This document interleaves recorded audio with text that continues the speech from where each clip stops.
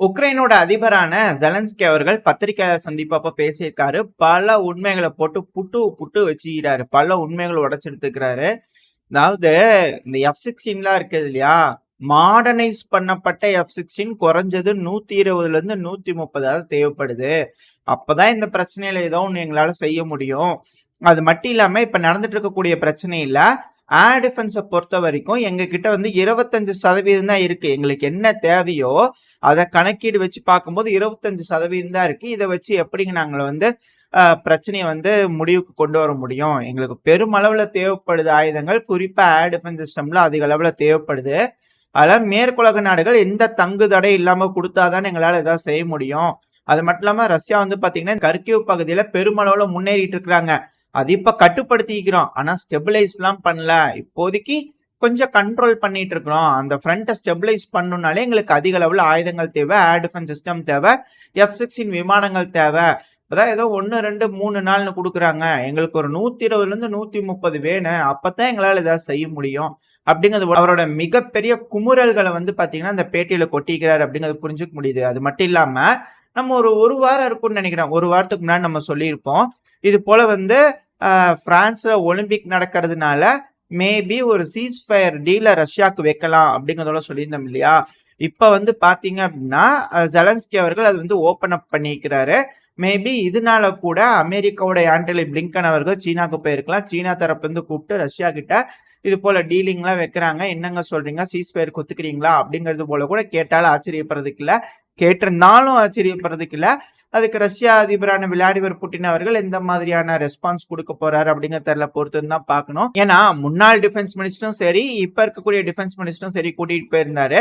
இதுக்கு மேல எல்லாம் ஆலோசனை பண்ணி என்ன ஏதுங்கிற முடிவுகள் எடுப்பாங்களோ. ஒருவேளை இந்த பிரச்சனை டெம்பரவரியா ஒலிம்பிக்காக சீஸ்ஃபயர் வருமா இல்லையா அப்படிங்கிறது தெரியல. ஆனா ஜெலன்ஸ்கி அவர்களோட கருத்து என்னவா இருக்குன்னா, நாங்க அதை நிராகரிச்சுட்டோங்க அப்படிங்கிறது போல உக்ரைனோட அதிபரான ஜெலன்ஸ்கி அவர்கள் சொல்லியிருக்கிறாரு.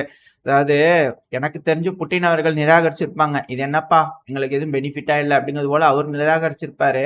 மேற்குலக நாடுகள் வந்து அது வெளியே சொன்னாங்கன்னா கொஞ்சம் கஷ்டமா இருக்கும்ல, அதனால ஜெலன்ஸ்கி அவர்களே நானே நிராகரிச்சிட்டேன், அதுக்கப்புறம் என்னங்க அந்த டீல் அங்க போறது அப்படிங்கிறது போல இவரு பண்ணிருப்பாரு அப்படிங்கிறது போல சில அனலிஸ்ட் தரப்புன்னு சொல்லப்பட்டு வருது. எது எப்படியோ ஜெலன்ஸ்கி அவர்கள் என்ன சொல்ல வர்றாரு அப்படின்னா, இப்போ பிரான்ஸோட அதிபரான இமானுவேல் மேக்ரான் அவர்கள் இருக்கிறார் இல்லையா, அவரோட தலைமையில ஒரு சீஸ்ஃபயர் டீல வந்து ப்ரொபோசல் வந்து கொடுத்துருக்காங்களாமா, அதை வாங்கி கொடுப்பா அப்படின்னு வந்து படிச்சு பார்க்கும்போது பூரா ரஷ்யாக்கு ஃபேவரா இருக்குதாமா. அந்த ஒரு காரணத்தினால, அதாவது எனிமிக்கு ஃபேவரா இருக்கிற காரணத்தினால நான் அந்த சீஸ்ஃபயர் டீல் வேண்டாம் அப்படிங்கிறது போல உக்ரைனோட அதிபர் மறுத்துட்டதா சொல்லப்பட்டு வருது. அது மட்டும் இல்லாம திரும்ப திரும்ப ஒரு கோரிக்கையை வச்சுக்கிட்டே இருக்கிறாங்க, ஏங்க நாங்க ரஷ்யாவை அடிக்கணுங்க, அதுக்கு ஏதாவது ஒண்ணு பதில் சொல்லுங்க அப்படிங்கிறது போல உக்ரைனோட அதிபர் தரப்புல இருந்து கேட்டுக்கிட்டு இருக்காங்க. அது மட்டும் இல்லாம இந்த ரஷ்யாவும் கொஞ்சம் அதிகமா தாங்க சீன் போடுறாங்க. அதாவது உக்ரைன் தரப்புல வந்து எப்படின்னா வீடியோ பதிவு எடுத்து கலர் கலர் பிக்சரா காமிச்சாங்க.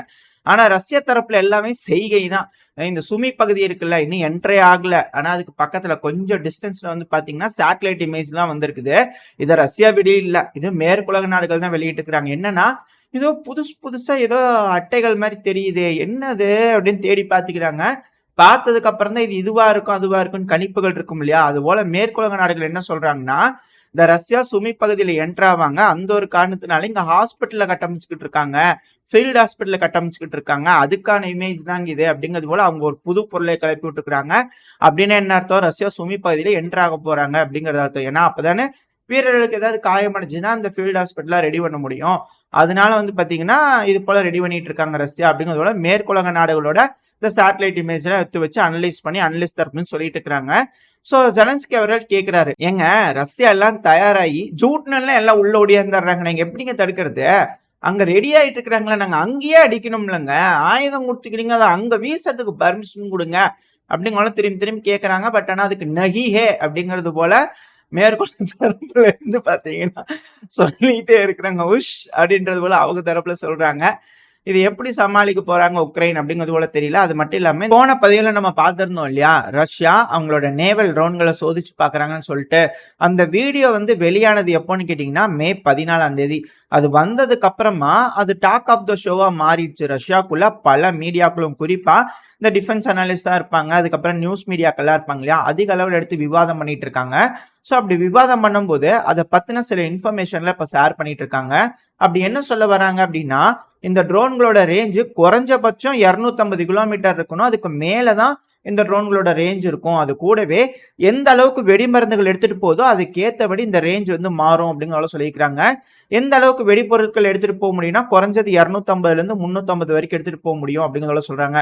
ஸோ ஒரு நல்ல ட்ரோன் தான், ஒரு நல்ல வெடிமருந்து இருக்கு, இது இருந்ததுனாலே போதும் மிக பெருமளவுல சேதத்தை கண்டெய்னர்ஸ்க்கா இருக்கட்டும், கார்கோ வெசல்ஸ்க்கா இருக்கட்டும், பேட்டில் ஷிப்ஸுக்கா இருக்கட்டும் ஓரளவுக்கு ஏற்படுத்த முடியும். அது ஒரு ட்ரோன்கள் ஒரு 3-4 ட்ரோன்கள் போய் அடிக்கும் போது சப்மரைன்ஸாவே இருக்கட்டும் ஏதோ தட்டுப்பட்டுச்சு அப்படின்னா கண்டிப்பா அடிச்சதுன்னா வெடிச்சிடும் அப்படிங்கிற சொல்லப்பட்டு வருது. ஸோ ரஷ்யா அவங்களோட நேவல் வெசலை அடுத்தடுத்த கட்ட வளர்ச்சி நோக்கி கொண்டு போயிட்டு இருக்காங்க. இந்த நேவல் வெசலுக்கு 3 விதமான கம்யூனிகேஷனும் இருக்கும் அப்படிங்கிறதோட சொல்லப்பட்டு வருது. ஒன்னு வந்து பாத்தீங்கன்னா இண்டஸ்ட்ரியல் நேவிகேஷன், ரெண்டாவது சேட்டலைட் கம்யூனிகேஷன், மூணாவது ஆப்டிக்கல் எலக்ட்ரானிக் கம்யூனிகேஷன் அப்படிங்கிறத சொல்லப்பட்டு வருது. இந்த ஆப்டிக்கல் எலக்ட்ரானிக்கை பயன்படுத்தி தான் அமெரிக்காவோட MQ-9 ரீப்பர் ட்ரோனா இருக்கட்டும், குளோபல் ஹாக்கா இருக்கட்டும் அதிக அளவுல உக்ரைனோட நேவல் வெசல்களுக்கு சப்போர்ட் கொடுக்குது. அதை பயன்படுத்தி நேரடியா அமெரிக்காவே வந்து தாக்குதல் பண்ணிட்டு இருக்காங்க, ரஷ்யாவோட ஷிப்ஸா இருக்கட்டும் இது போல விஷயங்கள்லாம் நேரடியா தாக்குதல் பண்ணிருக்காங்கன்ற குற்றச்சாட்டை வந்து பாத்தீங்கன்னா பல அனலிஸ்ட் தரப்புல இருந்து வச்சுக்கிட்டு இருந்தாங்க. முதல்ல இந்த ஆப்டிக்கல் எலக்ட்ரானிக்னா என்னன்னு பார்த்தோம்னா பல நபர்களுக்கு தெரிஞ்சிருக்கும், தெரியாதவங்களுக்கா ஒரு சின்ன ஒரு எக்ஸ்பிளனேஷன். லைட் இருக்கு இல்லையா, லைட்டை பாஸ் பண்றது மூலயமா அந்த லைட்ல எலக்ட்ரிக்கல் சிக்னல்ஸை வந்து அனுப்பிடுவாங்க. ஸோ அது வந்து நேவல் ட்ரோன் வந்து அதை கன்வெர்ட் பண்ணும், அந்த லைட்டை ரிசீவ் பண்ணி அதில் இருக்கக்கூடிய எலக்ட்ரிக்கல் சிக்னல்ஸ் என்ன அப்படிங்கிறத தெரிஞ்சுக்கிட்டு அதுக்கேற்ற மாதிரி அது ஆப்ரேட் ஆகும். ஸோ இப்படித்தான் வந்து அமெரிக்கா வந்து டைரக்டா அந்த ட்ரோன் ஆப்ரேட் பண்றாங்க அப்படிங்கிற குற்றச்சாட்டுகள் இருந்துட்டு இருந்துச்சு. இப்போ ரஷ்யா அதே தொழில்நுட்பத்தை பயன்படுத்தி நேவல் ட்ரோன்களை வந்து இப்ப செஞ்சிருக்காங்க. இப்ப இந்த ட்ரோன் போலவே ஏதோ ஒரு ட்ரோன்கள் இன்னும் சில நாட்களுக்குள்ள வந்து பாத்தீங்கன்னா எமன் ஹவுதிஸ் கிட்ட கொடுக்கப்படலாம் அப்படிங்கிறது போலனா அரசல் பரசலா கேள்விப்பட்டது. ஏன்னா அவங்களும் சில ட்ரோன்கள் வந்து டெஸ்ட் பண்ணி பார்த்துக்கிட்டு இருக்கிறாங்களாமா. அவங்க தனியா டெஸ்ட் பண்ணி பண்ணிடுவாங்க இல்லையா, ஏன்னா ட்ரோன்கள்லாம் வச்சு தாக்கிட்டு இருக்கிறாங்க. அங்க வர போக வர சிப்ஸ் எல்லாம் செங்கடல்ல, இங்க கருங்கடல்னா அங்க செங்கடல்ல நடந்துட்டு இருக்குது. இப்போ அது போல ஹவுதிஸ் இது போல டெக்னாலஜியை தெரிஞ்சுக்கிட்டு, ஏன்னா ஈரான் டிரான்ஸ்ஃபர் பண்ணிடுவாங்க, குற்றச்சாட்டுகள் அமெரிக்காவுக்கு அதுக்கு முன்னாடி நம்ம வச்சிடலாம். ஏன்னா ஈரான் வந்து டிரான்ஸ்ஃபர் பண்ணிடுவாங்க அவங்களுக்கு, ஈரான் கொடுத்தாலும் ஆச்சரியப்படுறதுக்கு இல்லை. ஒருவேளை அப்படி நடந்துருச்சுன்னு வச்சுக்கோங்க அப்புறம் அவ்வளவுதான். ஏன்னா யமன் ஹவுதிஸ் வந்து இது போல அங்க போற வர சிப்பை ஏதாவது பயன்படுத்தி அடிச்சிட்டாங்கன்னா ஈரான் தாங்க இதை ஆப்ரேட் பண்ணிக்குது அப்படிங்கிறது போல இவங்க அமெரிக்க தரப்புல இருந்து குற்றச்சாட்டுகள் வைக்கிறாங்களா என்னன்றதை பார்ப்போம். ஏன்னா அமெரிக்கான்றது எந்த அளவுக்கு நியாயஸ்தர்கள் அப்படிங்கறத நம்ம பதிவுல பாத்துக்கிட்டு இருக்கோம், தொடர்ந்து நம்ம சேனல்ல சொல்லிட்டே இருக்கிறோம் ஒரு விஷயத்தையும். ஸோ அந்த அளவுக்கு நியாயமான அமெரிக்கா கிட்ட இருந்து இது போல ஒரு குற்றச்சாட்டுகள் வந்துச்சுன்னா அப்ப என்னங்க கருங்கடல் அதே மாதிரியா அப்படிங்கிறது போல கேள்விகள் வரும் இல்லையா.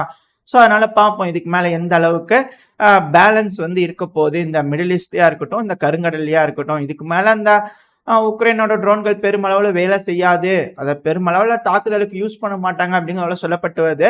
அப்படியா என்ன அப்படிங்கறது பொறுத்து இருந்து பார்ப்போம். எல்லாத்தையும் வச்சு பார்க்கும்போது ஒரே ஒரு விஷயம் தான் ஞாபகத்துக்கு வருது, நம்மளோட ஏபிஜே அப்துல் கலாம் ஐயா அவர்கள் சொல்லியிருந்தார் இல்லையா, ஸ்ட்ரென்த் ரெஸ்பெக்ட் ஸ்ட்ரென்த்னு சொல்லிட்டு, அதுதான் எனக்கு ஞாபகம் வருது.